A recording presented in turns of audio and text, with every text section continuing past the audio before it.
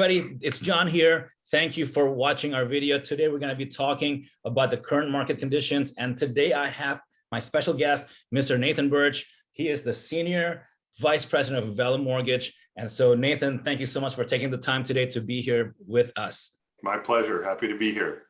Earlier today, actually, we had you on our team meeting, and that's the reason why we're here today. I was very impressed at how you actually presented the current situation, the current conditions, of the market. You were talking about the rates. I'm sure you get calls every day about, how's the market, how is the rates, is it going up or down? And so I guess give us your 2 cents about that. I think that what happened in COVID is pushed it to a low, and a low for a reason. And, the government stepped in and created a very low mortgage rate environment, which, kicked off what happened. We saw, I think, a record amount of sales, a record amount of appreciation because of the government's influence on the mortgage market. They use that as a tool to drive the economy. Now, what happened in March, which was crazy, is that people stopped buying loans and people stopped buying bonds. And when I mean people, I mean countries, pension funds, government, stuff like that. So literally everything stopped. And what happens is that we're literally, every mortgage company out there has to do their accounting just like a bank. We have the mark-to-market accounting. So if I have, let's say, $300 million worth of loans sitting on my portfolio that I've closed and I'm about to sell, and we sell ours very quickly, and all of a sudden no one's buying them at that rate, but they offer us a discount, well, that means the value goes down, and all of a sudden it's changing around everything that we do.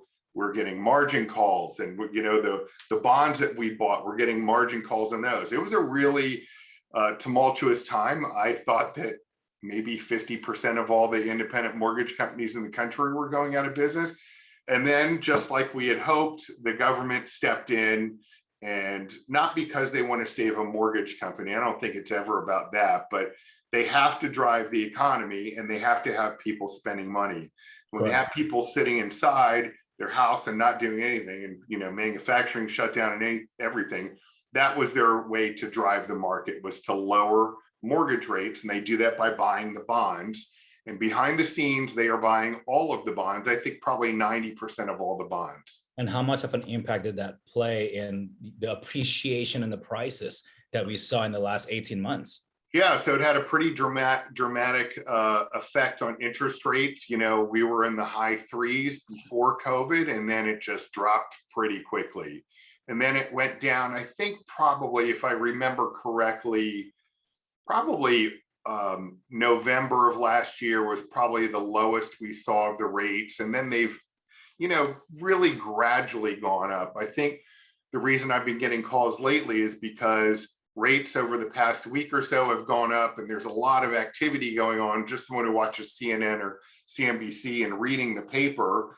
And I think it's important to note also that a lot of the press gets wrong what's going on in our business. But people see that there's something weird going on, and there is something weird going on. So where do you see us going with rates? When somebody says, Nathan, rates, how's the market today? Is rates going up, rate going down? What would you say? It's literally the law of supply and demand controls everything. Yep. And so how do you get people to buy bonds? You have to pay a higher return, create more demand, and people come in there. And you do that by paying higher return, and mortgage rates go up behind the scenes. That makes sense. That makes sense. Now, what about refinances? Like, even at this rate right now, do you think there's opportunities for, I'm sure not everybody has refinance out of their, higher rates. What are your thoughts?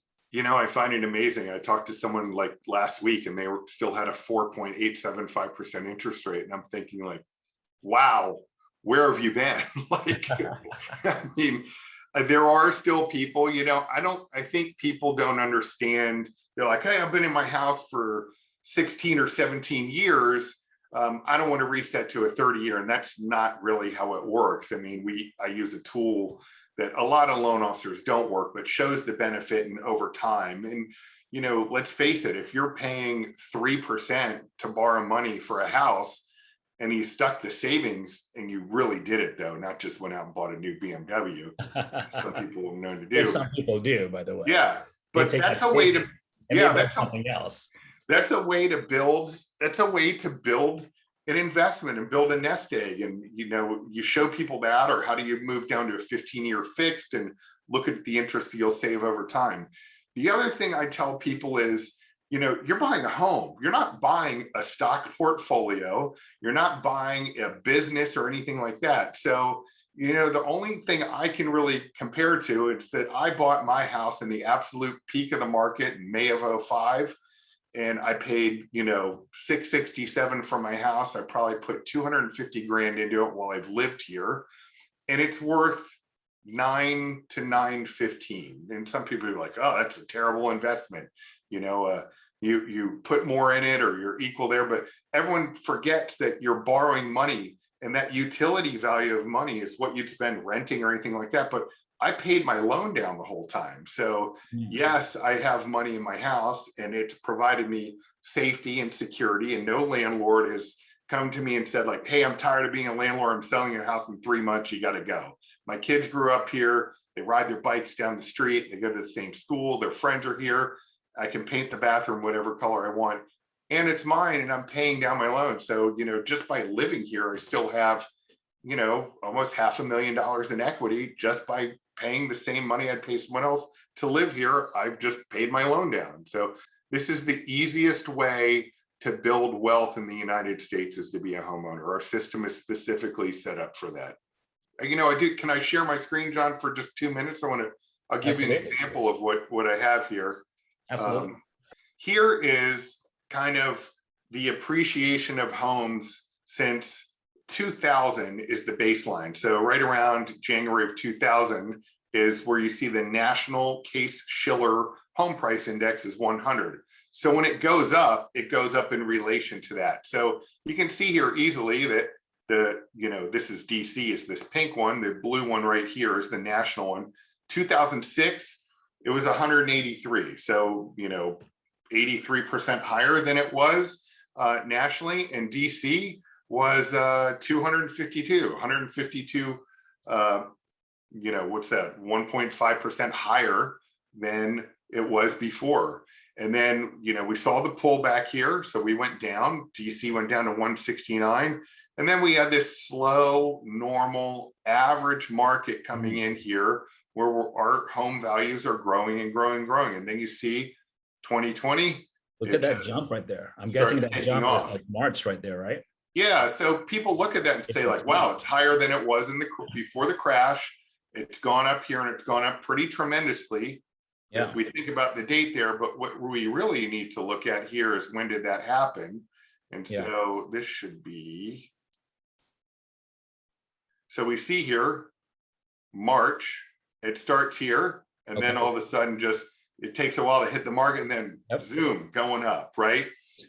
COVID, cheap rate. So, and then this is the real difference here. So this shows this squiggly line here is the 30-year average interest rate over time. And if we look at this, of course, we have 2000 as our baseline still for the home price index. When the prices got the highest here in 2006, the interest rate was 6.26% on average. Wow. So it wasn't because the rates were cheap, it's because money was readily available and without checking that people could actually afford it. Now, if you look at this rate here, you see this line, I'm trying to not show that, you can see as it goes down, the rates are going down, and it's in correlation to the prices going up. And when we come here and the rates get really low, look at this, historically low, prices have gone up even more. So people's buying power has really increased dramatically. So if we take this chart here and go back down to our 2020 again, and we can see exactly what happened here. Basically, March, this was the high point, March 19th. You could see that. This is pretty easy to see that rates went up because no one was doing anything. And then the government steps in and puts their thumb on it, and rates go down, down, down, and then they average here, So that's how it works. I just thought that was an interesting chart for people not to be scared of what's going on in our market and not for a crash coming. that's been just very useful. And like I said, if anybody wants to get in touch with Nathan, best way is to call him 703-350-4000, or you can go to nathanburch.com, talk to him, get to know him. If you want to get refinance or if you want to get pre-approved, he's the man. Yeah, appreciate it, John. Thank you very much. All right. Thanks, Nathan. Appreciate you being here today. Absolutely.